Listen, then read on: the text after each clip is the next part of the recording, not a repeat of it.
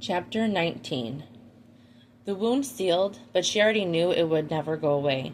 Hermione held her arm up to the light, tilting it slowly as she took in the sight of it. Each letter had scabbed over, but she knew it would take time to heal the cursed word. Magic could only help so much. The first time around it hadn't caused her to nearly bleed out. Draco theorized it was due to the glamour that had been cast on her for so long, and she agreed. Hermione wished that she could remember who it had been, even if it was only a vague silhouette, but nothing came to her. Still, a witch or wizard had come into the home she shared with her son and continued to systematically take everything from her. In the hours that stretched through the night, Draco whispered apologies over and over again. He told her that all this time he'd wished it had been him to curse Bellatrix instead of Molly Weasley. Hermione slid her arms around his neck and hugged him close.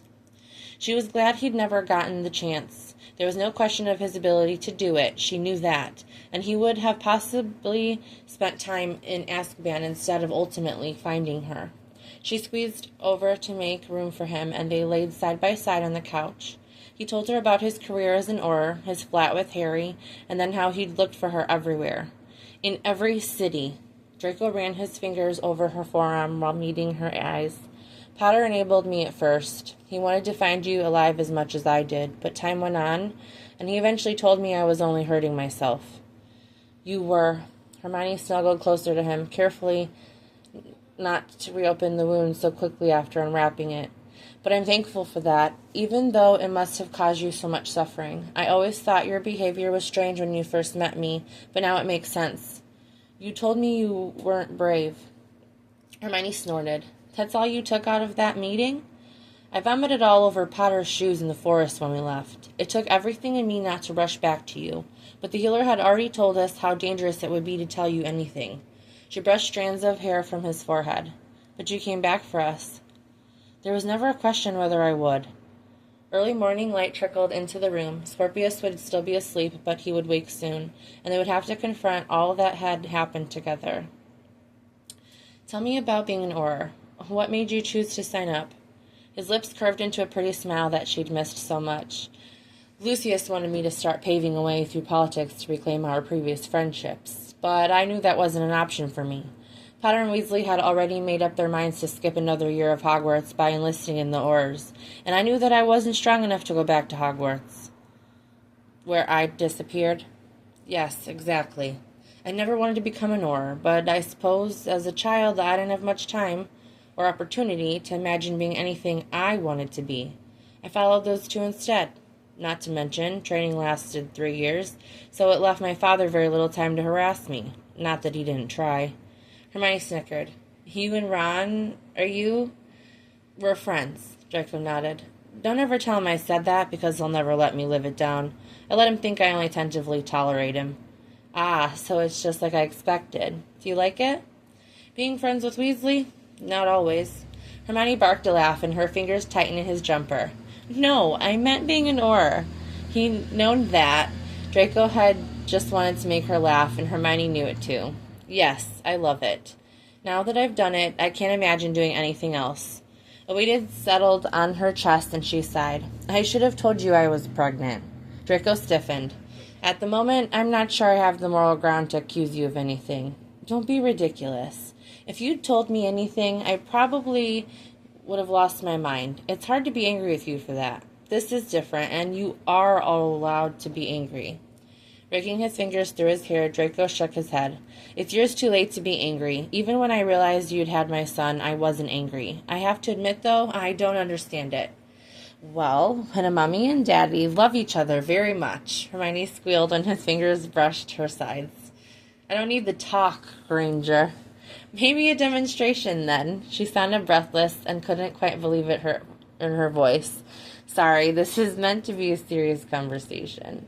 Draco twisted a matted curl around his finger. On the contrary, it's nice to know that you still can't keep your hands to yourself.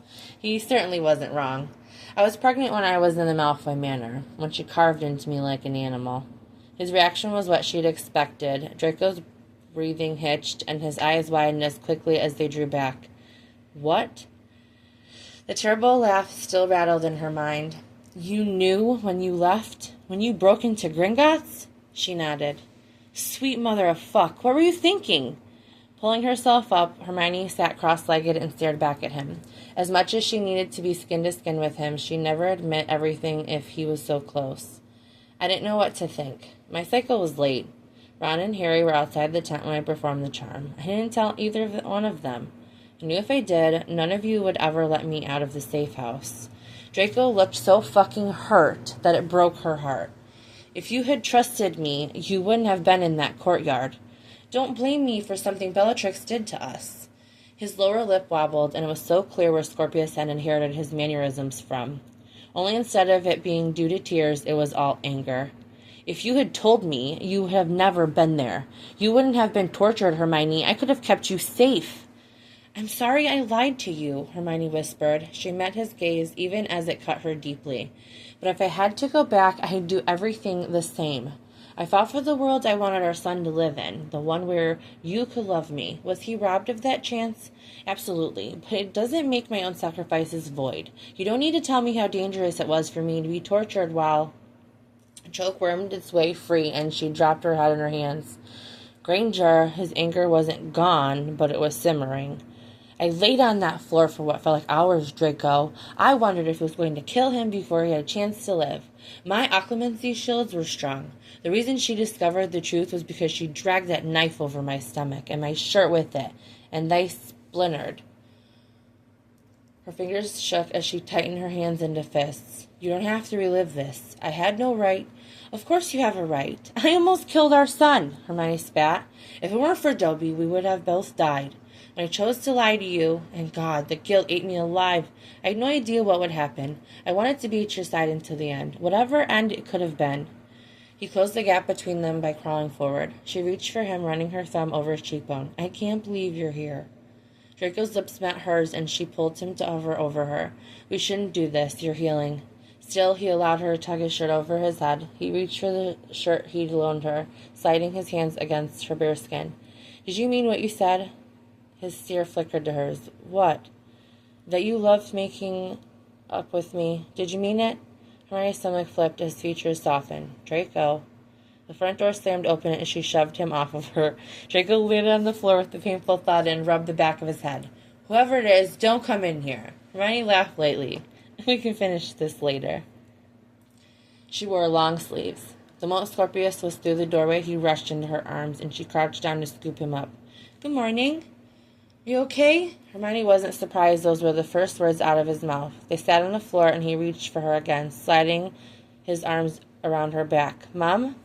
Did you brush your hair before you came over here? Hermione sorted his hair. He rolled his eyes. No. Clearly. Mom. I had an accident last night, but I'm okay. I came straight to your father and you took care of me. The truth came out eventually, and it would be easier for him to swallow if she hadn't lied from the start. There's no easy way to say this, Scorp, but I remember everything now. There was a blonde blur of his hair as he launched into her arms and knocked her backward. Laughing, Hermione clenched him a little tighter. Really? He asked in a rush. How? It's a story for another time. She kissed his forehead. Draco lingered at the edge of the room. His hands slid into his trouser pockets, and Narcissa stood behind him. Draco, would you mind taking him home and getting him dressed? Maybe brush his hair while you're there? Scorpius argued that his pajamas were perfectly acceptable, and his bedhead was cute. But Draco caught the message. The front door clicked shut, and Hermione watched them through the window until they were long out of earshot. She climbed to her feet, but didn't step forward. Hermione took in the sight of Narcissa, from her pumps to the lovely dress she wore that cinched at her waist. Mrs. Malfoy, what the fuck are you doing here? Hermione rested her hip against the edge of the sofa. I know it's been years since I've last seen you, and that was from afar, but you'll forgive me if I have my doubts about your intentions. I've known about your relationship with my son for some time. Bellatrix uncovered it while you were in Malfoy Manor, but it's evident that she kept some of the details to herself. Seems so. Had I known about your son, I would have terminated Draco's engagement immediately. Understandably, he didn't tell us. Narcissa tapped her fingers against her hand, and she swallowed. I had nothing to do with your disappearance. Hermione glared at her. I'm sure you would have preferred it if I had stayed missing, given your views on blood superiority. Am I right? It's difficult to break views that were ingrained from a young age, but I'm in the process of unlearning them. She raised an eyebrow. Did that process start when you learned I was alive, or before? There is a little to no place for prejudice in the wizarding world, Miss Granger. You incited a fair bout to change, as did all of those on the other side. It's a terrible crime that you weren't there to see it. Narcissa drew in a breath. Hermione sighed. I don't trust you currently, but I do know that person you care most about is your son. You would do anything for him, and I can sympathize with that. While I may not know who assisted my sister, I do have my own suspicions. You are in danger now, Miss Granger. There's no doubt about that. Your face has been splashed across every paper in Wizarding Britain for the past week. Her stomach hardened, and it was the first time she felt like herself. Realistically, her last true memory was of the war, and it wasn't all that hard to slip back into her previous patterns. You can call me Hermione. You're Scorpius's grandmother. He would find it strange if we spoke so formally. You may call me Narcissa, then. It's my hope that one day we'll have a better relationship, if there's anything I can do. A small curve on Hermione's lips. Actually, there is one thing. I think you should come. Hermione poured her tea, but didn't face him. You've mentioned that a few times now, Draco. You're not going to change your mind. You're not going to change my mind. He pinched the bridge of his nose. Granger. It's a media circus right now, and I don't want to put myself in the middle of it. Or Scorpius, for that matter. For God's sakes, we haven't even told him yet. I don't know why we're putting it off. He's already experienced accidental magic. He's seen my bloody Patronus. Hermione paused, her cup halfway to her mouth. You did what? Panic fluttered across his face. There's a lot to explain still. I'll say, she snorted. You're not going to be long. I'll be over before you know it. Draco rounded the island and towered over her. His eyes pleaded with her, but she'd already come to a decision. You have to be there to sign the paperwork to avoid your death certificate. It was all overwhelming. She'd kept it together so far, but it had only been 36 hours since the glamour had fallen away. While she remembered everything and had spent nearly every waking moment analyzing it in explicit detail, it was difficult to separate her previous life from the one she'd lived for the past 6 years. Please don't ask me again. Are you okay? Hermione squeezed her eyes shut. I just wish everyone stopped asking me that. I'm having a hard time accepting everything. I know it's true, but it's all so confusing now. While Scorpius played in the other room with Clara, Draco took one step to close the distance between them. What's confusing? Who I am. Hermione's voice dropped to a whisper. My last memories of being a witch are of war. Now I'm a mom, and I can't reconcile the two people I've been. He cupped her cheek, leaning his forehead to hers, and it was normal, even if only for a fleeting moment. You don't have to choose one or the other. You're a brilliant witch and mom. She nodded. I know. And we don't have to do anything you don't want to do. In fact, we don't have to live in England if you don't want to. But first, I need to find out who did this. You'll sign the paperwork whenever you're ready, and we'll go anywhere you want. Hermione sniffled. You're an Auror for the British Ministry. I can work anywhere. You love your job. No? He tilted her head up, his bright eyes. I love you. I've gone to the end of the world and back for you. Nothing means more to me than you and our son. You're going to make me cry. I seem to do that a lot, he murmured. Dropping his head down, he pressed his lips to hers. Is it at least a good cry this time? Her fingers curled into the front of his Auror uniform. A very good cry. His lips slanted against hers. Have I told you yet how fit you look in this uniform? Hermione could feel his smirk. That's something I could work with. Harry sent photo albums. She sat down with them in the hours after Draco took a portkey, and Scorpius begged to go with him. I'll be back in a few days, Draco had promised. What's that? Scorpius climbed onto the bed with her. He hadn't left her side since they'd come home, and Crooks followed them everywhere. Mum?